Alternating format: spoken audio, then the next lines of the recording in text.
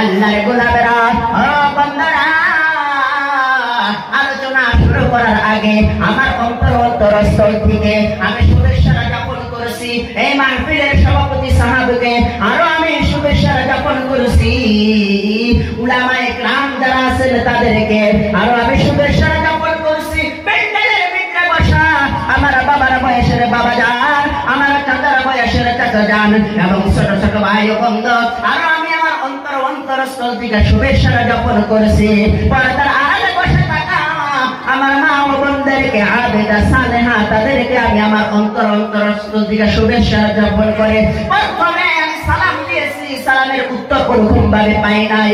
সালাম দেওয়া সুন্নাত, সালামের জবাব দেওয়া ওয়াজিব। আমি আরেকটা বার সালাম দিব, সবাই চিৎকার মেরে উত্তর দেওয়ার চেষ্টা করবেন, আসসালামু আলাইকুম। এইবার কিছু জোরে হইছে, এবার কিছু জোরে হইছে। মাহাতারাম দোস্ত বুজুর্গ, আমরা মুস্তাহাব কতগুলা আমল, মুস্তাহাব আমল ধরি, কিন্তু কতগুলা আমল ফরজ ছেড়ে দিই।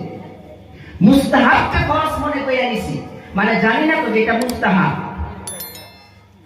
ওই জন্য এটাকে আসল ভেবে নিছি। ফির আরেকটা যে আছে ওটা হলো ওয়াজিব, ওটা জানি না, ওই জন্য ওইটাকে ওরকম ভাবে গুরুত্ব দেই না, ওটাকে ওরকম ভাবে গুরুত্ব দেই না। আমরা হইলাম যে মাটির মূর্তি, এক ব্যক্তি দুইটা মূর্তি বানাইছে, বাজারে বিক্রি করার জন্য নিছে, একজনে কেনার জন্য আসছে, ওই দাম কত রে?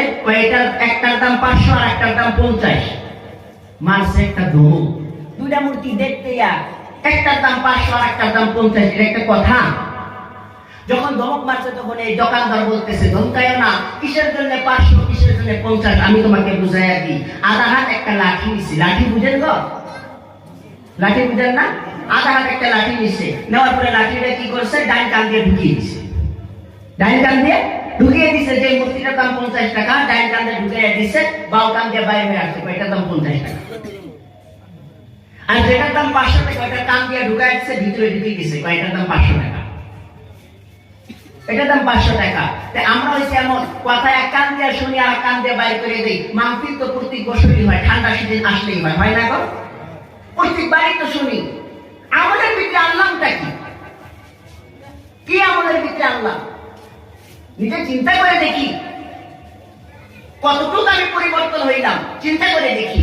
মাহতারাম দোস্ত বুজুর্গ, ও আল্লাহর গোলাম নবীর উম্মতেরা, 50 টাকা দান মূর্তি হইলে হবে না। এখন তো বয়ান মোবাইলের ভিতরেও শোনা যায়, দিলবার সাইদের বয়ান শোনা যায়, আজহারের বয়ান শোনা যায়, বড় বড় বক্তার বয়ান শোনা যায়। বড় বড় বক্তার বয়ান বহুত মানুষ শোনে, মোবাইলের ভিতরে বয়ান চালু করে দিয়া মোবাইলটা পকেটে রাখে, রাখার পরে বয়ান শুনতেছে, বয়ান শুনতেছে আর পেশাব করতেছে। মানে কদর নাই বয়ানে, বয়ানের কি নাই? কদর নাই। মাহতারাম দোস্ত বুজুর্গ, তখন আমরাও মাহফিলের ভিতরে আসি, আমরা সুরকে ভালোবাসি। কিসকে ভালোবাসি গো? সুরকে ভালোবাসি আমরা। কথাটা হাদিস কোরআনের হইতেছে, আহা কি কয়, এক জায়গার ভিতরে বয়ান করতেছে এক বক্তা, আরেকজন দাঁড়ায় কয়, মানে হাদিস কোরআনের তাফসীর করতেছে, তো হাদিস কোরআনের কথা কইতেছে, আরেকজন দাঁড়ায় কয়, ও হুজুর কি কোন আপনি? কোন ঘটনা কোন আপনি? তে ঘটনা শুরু করে দিছে। একজন ছিল সাধুকে বাগে তারা করছে, সাধু খোলা দিনিয়া বাঘকে তারা করছে, সাধুর বউ পিছে পিছে দৌড়াইছে। ওই ব্যক্তি কয় সুবহানাল্লাহ, দেখছেন নি? কয় সুবহানাল্লাহ, মানে বক্তা এটা বানায়া কইছে, বক্তা তো এটা বানায়া কইছে আর কি, ওই সুবহানাল্লাহ কইছে। আমরা কিসসা কাহিনীকে ভালোবাসি। হাদিস কোরআন দিয়া বুঝানো হইতেছে দান করা কি, হাদিস কোরআন দিয়া বুঝানো হইতেছে নবীর সুন্নতকে মহব্বত করো, নবীর সুন্নতকে ভালোবাসো, বিবিকে পর্দায় রাখো, বেটিকে পর্দায় রাখো। মাহতারাম দোস্ত বুজুর্গ, এগুলো আমাদের কর্ণ দিয়ে প্রবেশ করে না, আমাদের ভিতরে প্রবেশ করে না, আমাদের ভিতরে প্রবেশ করে না। কিন্তু মরণ একদিন সবাই আসবে, আর কবর কেমন জন্য জান্নাতের টুকরা, কেমন জন্য জাহান্নামের গর্ত হবে। যে আল্লাহর হুকুম মানছে, নবীর তরিকায় চলছে, তার জন্য কবর জান্নাতের টুকরা হবে। যে আল্লাহর হুকুম মানে নাই, নবীর তরিকায় চলে নাই, তার জন্য কবর জাহান্নামের গর্ত হবে। আমার জন্য কবর কি করতে হবে? জান্নাতের টুকরা বানাইতে হবে। আর জান্নাতের টুকরা বানাইতে চাইলে আল্লাহর হুকুম মানতে হবে, নবীর তরিকায় চলতে হবে, কোরআন মানতে হবে, হাদিস মানতে হবে, মসজিদের সাথে মাদ্রাসার সাথে পেয়ারা ভালোবাসা মহব্বত করতে হবে। তবে আমার মরণের টাইমে কালিমা নসিব হবে। আর আমার জন্য আল কবর রাউজাতুল রিয়াদাতুল জান্নাহ, কবরটা জান্নাতের টুকরা হবে। বলেন সুবহানাল্লাহ। ও বন্ধুরা, ও আল্লাহর গোলাম, ও নবীর উম্মতরা, শুনে রাখুন, জেনে রাখুন, কবরকে যদি জান্নাতের টুকরা বানাইতে চান, কবরকে জান্নাতের টুকরা যদি বানাইতে চান, মরণের পরে যখন কবরের ভিতরে রাখা হবে, পড়াশোনা করা হবে না দিনুকা, তোমার দিন কি ছিল, নাম নবীকা, তোমার নবী কি ছিল, নাম রব্বুকা, তোমার রব কে ছিল, তোমার রব কে, তোমার দিন কি, তোমার নবী কে ছিল, তিনটা প্রশ্ন করা হবে। বন্ধুরা, দুনিয়ার ভিতরে মুখস্থ করে নিছি রাদিতু বিল্লাহি রাব্বাও, আমার রব আল্লাহ, ওবে ইসলাম দিনাও, আমার দিন ইসলাম, ওবে মুহাম্মাদিন নাবিয়ান সাল্লাল্লাহু আলাইহি ওয়াসাল্লাম, আমার নবী হযরত মুহাম্মদ মুস্তাফা সাল্লাল্লাহু আলাইহি ওয়াসাল্লাম।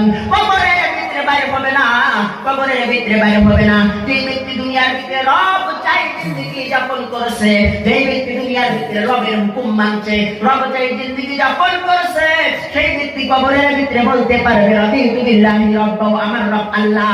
যে ব্যক্তি দুনিয়ার ভিতরে পুরোপুরি ইসলামের ভিতরে চলছে, পুরোপুরি ইসলামের ভিতরে চলছে, পুরোপুরি দ্বীন মেনে চলছে, ওই ব্যক্তি কবরের ভিতরে বলতে পারবে কবের দিন ইসলাম, আমার দিন ছিল ইসলাম। যে ব্যক্তি নবীর সুন্নতকে মহব্বত করেছে, যে ব্যক্তি নবীর সুন্নতকে ভালোবাসে, ওই ব্যক্তি বলতে পারবে আমার নবী ছিল হযরত মুহাম্মদ মুস্তাফা সাল্লাল্লাহু আলাইহি ওয়াসাল্লাম। বন্ধুরা, নবী হাদিসের ভিতরে বলে ফাবিগাতি আহাব্বানি সুন্নতি, যে ব্যক্তি আমার সুন্নতকে মহব্বত করে, ফাবিগাতি আহাব্বানি, সে আমাকে মহব্বত করলো, আর যে আমাকে মহব্বত করলো, কানা মা'a ফিল জান্নাহ, সেই ব্যক্তি আমার সাথে জান্নাতে দাখিল হবে। বলেন সুবহানাল্লাহ। এবার আসলে সুন্নতের ভাগ হলো তিনটা, একটা হলো সুন্নতে কওলি, আরেকটা হলো সুন্নতে আফআলি, আরেকটা হলো সুন্নতে ফি'লি। নবী বলে যে ব্যক্তি সুন্নতে ফি'লিকে মহব্বত করবে, সেই ব্যক্তি আমার সাথে জান্নাতে দাখিল হবে। বলেন সুবহানাল্লাহ। সুন্নতে ফি'লি কাকে বলে? সুন্নতে কওলি যেটা, এটাও মানতে হবে, সুন্নতে আফআলি যেটা, এটাও মানতে হবে। বন্ধুরে, কিন্তু নবী বলেছে সুন্নতে ফি'লি মানলে আমার সাথে জান্নাতে দাখিল হবে। সুন্নতে ফি'লি হলো দিনের জন্য মার খাওয়া, দিনের জন্য মানুষের গান শোনা, এটা হলো কি সুন্নতে ফি'লি। এই যে মাদ্রাসা কায়েম করার পরে যে মুহতামিম আছে, অনেক জায়গা দিতে যায়, মাদ্রাসা এটা দরকার, ওটা দরকার, মানুষ গায়ে দেয় না গো। যারা কালেক্টরি করে, মাদ্রাসার জন্য কালেকশন করে, তাদের মানুষ অনেক কথা বলে না? অনেক কথা বলে। শুধু আলিমদের দোষ কি? আলিমরা যদি জোরে হাইটা যায়, দাওয়াত পাইছে, অস্তে হাইটা যদি যায়, কয় পাই নাই দাওয়াত, খালি আলিমদের দোষ। মাদ্রাসা একটা বানাইছে, কালেক্টর কালেকশন করার জন্য গেছে, সব দিয়ে খায়। কত প্রকার কথা, এই কথাকে সহ্য করা, একটা দিন প্রতিষ্ঠান করলে মানুষ অনেক রকম কথা বলবে, এই কথাকে সহ্য করা, এটা হলো সুন্নতে ফি'লি। এটা কি? সুন্নতে ফি'লি, দিনের জন্য, আল আকিমুদ্দিন, দিনকে কায়েম করার জন্য। সারা দুনিয়ার ভিতরে দিন কায়েম হোক, সারা দুনিয়ার মানুষ দিনের উপরে চলনেওয়ালা হোক, সারা দুনিয়ার মানুষ কোরআন মাননেওয়ালা হোক, সারা দুনিয়ার মানুষ হাদিস অনুযায়ী চলনেওয়ালা হোক। এই ফিকির নিয়া যারা দিনকে কায়েম করার জন্য, প্রতিষ্ঠা করার জন্য যারা মাদ্রাসা বানাইছে, মাদ্রাসা বানানোর পরে পড়াইতেছে এবং কালেকশন করতেছে, তাদেরকে অনেক রকম মানুষ অনেক কথা শোনাইতেছে, এই কথাগুলো সহ্য করতেছে, এই ব্যক্তি সুন্নতে ফি'লিকে জিন্দা করলো। ও বন্ধু, সুন্নতে ফি'লি হলো দিনের দাওয়াত দিবার যায় মারি খাওয়া, সুন্নতে ফি'লি হলো দিনের দাওয়াত দিবার যাইয়া মারি খাওয়া, সুন্নতে ফি'লি হলো দিনের দাওয়াত দিবার যাইয়া গান শোনা। আমি মাওলানা পাশ করে আসার পরে, মাওলানা ক্লিয়ার করে আসার পরে, আমি যখন 4 মাসের জন্য গিয়েছিলাম, 4 মাসের জন্য আমি গিয়েছিলাম ড্যামডেমা হালকা, চিনেন ড্যামডেমা হালকা, নয়ার হাটের ওই দিকে। বন্ধুরে, ও আল্লাহর গোলাম, ও নবীর উম্মতেরা, ড্যামডেমা হালকা আছে, আরেকটা হালকা আছে শৈলমারি হালকা। এই শৈলমারি হালকার ভিতরে একটা বাজার আছে, নাম হইল পাগলাহাট। পাগলাহাটের ওই দিকে একটা গ্রাম আছে, ওই গ্রামের নাম হইল আলোকজারি। শুক্রবার 17 জন সাথী ছিলাম, 11 জন সাথী বাইর হইয়া গেছি। ওই এলাকার ভিতরে 3 দিন পরে আরেকজন মানুষ তস্কির হইল, হুজুর এলাকার ভিতরে আপনার সাথে চিল্লা দিব। এইভাবে 17 জন সাথী হইছিলাম। এই আলোকজারি গ্রামের ভিতরে একজন মানুষের কাছে আমরা শুক্রবারের দিন দাওয়াত দিতে গেলাম। 2.5 ঘন্টা মেহনতের ভিতরে ফজরের নামাজ পড়ার পরে, ইমানিকের মুজাকারা হওয়ার পরে, নাস্তা করার পরে তখন আমরা চলে গেলাম। আমি গেলাম এবং আমার সাথে আরেকজন সাথী ছিল নুরুল সাইয়্যিদ, আরেকজন সাথী ছিল শুকুর আলী, আরেকজন সাথী ছিল জালালউদ্দিন।